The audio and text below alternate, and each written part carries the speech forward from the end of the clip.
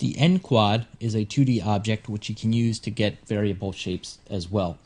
So when we click on the NQuad and drag it into the scene tree, it looks like a long rectangle in the render window. If we come up into the NQuad editor, first thing we notice again, use LOD, which we can enable or disable. There's a tessellation U and a tessellation V. Orientation set to top bottom by default. When we change it to left right, it just rotates that NQuad. There's a top left width set to 100 by default. If you decrease it, you can make a point out of the NQuad. If you increase it, it will go the other way. Also a bottom right width. Increasing this or decreasing it, again, sharpens the point or makes it wider.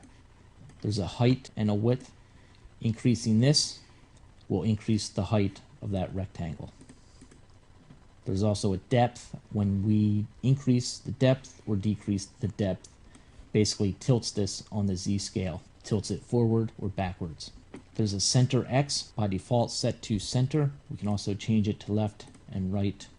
There's a center Y set to center by default. We can change it to bottom or top.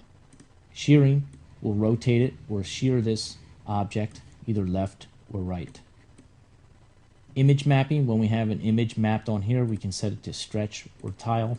There's also a crop top left, so when we increase this, it crops the top. Also a crop bottom right, when we increase this, it will crop the bottom. You can get a lot of different shapes from using this crop button, having things sheared and changing the variable widths of your top left width and bottom right width. There's also the border geometry. So when we turn this on, we have an option for top border width, which we can increase or decrease, and bottom border width, which we can increase or decrease again.